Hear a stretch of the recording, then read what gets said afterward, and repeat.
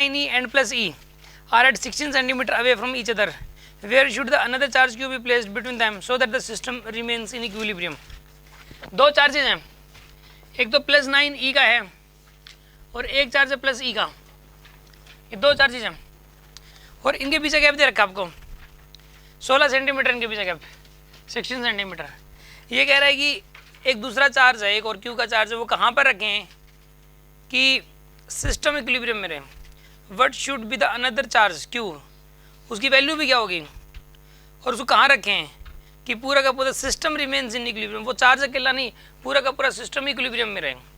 सुना, पता क्या करोगे आप, पहले तो ये चार्ज रखोगे ना, वो इक्विलिब्रियम में होना चाहिए, बाकी तो फिर अपने आप देख लेंगे, अगर होना होगा तो हो जाएंगे इक्विलिब्रियम में।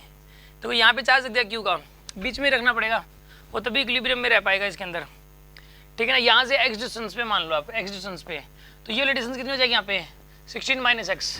अब इसकी वजह से जो इसके ऊपर इलेक्ट्रिक फोर्स लगेगा और इसकी वजह से जो इसके ऊपर इलेक्ट्रिक फोर्स लगेगा, दोनों इक्वल एंड अपोजिट होने चाहिए, ठीक है। अपोजिट तो है ही, इक्वल होना चाहिए, तभी नेट फोर्स 0 हो पाएगा इस केस के अंदर।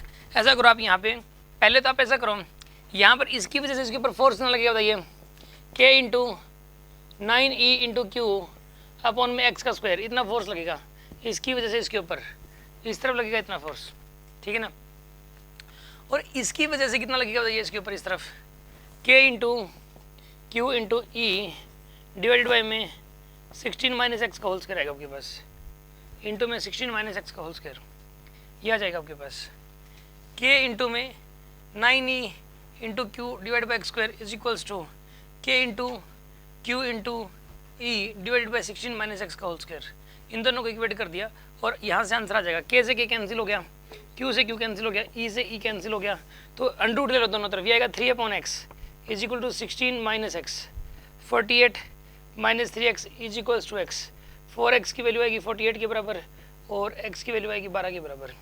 ये आपके पास 12 आ जाएगा ये लेंथ, और ये लेंथ आएगी 4 सेंटीमीटर और वो वाली लेंथ आएगी 12 सेंटीमीटर, ठीक है ना। तो 12 सेंटीमीटर पे रखना पड़ेगा चार्ज को।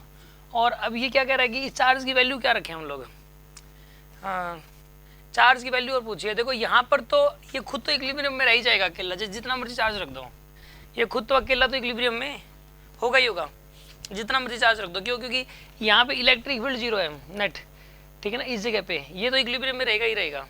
अगर 12 सेंटीमीटर पे रख दो, 12 सेंटीमीटर पे जितना मर्जी चार्ज रख दो, ये इक्विलिब्रियम में है।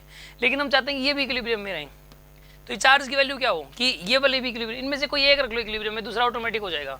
ये बड़ा इक्विलिब्रियम में कर दो आप।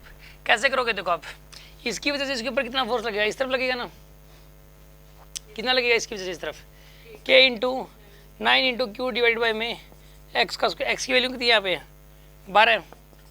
12 का स्क्वायर। और इसकी वजह से ये पता, ये फोर्स इधर मत लगाओ, इसकी तो पॉजिटिव है +E, तो इसकी वजह से इस तरफ ये नेगेटिव लेना पड़ेगा चार्ज आपको, नेगेटिव इस तरफ लगाना पड़ेगा, ये बड़ा फोर्स हो, ठीक है ना। ये मान लो F1 लगा इसकी वजह से, तो F1 लगा, ये नेगेटिव लेना पड़ेगा आपको, -Q लेना पड़ेगा। क्या कह रहे हो यहाँ, ये तो पॉजिटिव है, ये भी पॉजिटिव है, ये अपनी मर्जी से रखना है अपने को। सारे ऑप्शन पॉजिटिव है क्या, ऑप्शन तो एक नेगेटिव जरूर होगा इसमें, पॉजिटिव ऑप्शन तो आ ही नहीं सकता करेक्ट है। अच्छा वैल्यू पूछी नहीं क्या, चलो 9 सेंटीमीटर आ गया आंसर, 12 सेंटीमीटर आ गया यहाँ से 12। वैल्यू तो जितना मर्जी चार्ज रख लो, ये तो इक्विलिब्रियम में रहेगा ही रहेगा, ये तो इक्विलिब्रियम में होगा ही होगा। इसने और वैल्यू और निकालनी हो ना, मतलब कि ये भी इक्विलिब्रियम में रहे, तो ये वाला इक्विलिब्रियम में रहे, तो इसको भी इक्विलिब्रियम में रखने के लिए ये वाला चार्ज के ऊपर इधर फोर्स लगाएगा और ये वाला चार्ज के ऊपर इधर फोर्स लगाएगा, उन दोनों को इक्वेट कर दो। इक्वेट करने से आपके पास इसकी वैल्यू भी आ जाएगी, इससे ये इक्विलिब्रियम में हो जाएगा। समझ आ गई बात, ये कह देता हूँ। बाकी इसको ये लिखना चाहिए था कि so that this charge remain in equilibrium, ठीक है ना। ये पूरा सिस्टम को चक्कर नहीं है, ये इक्विलिब्रियम में होना चाहिए था, ठीक है ना।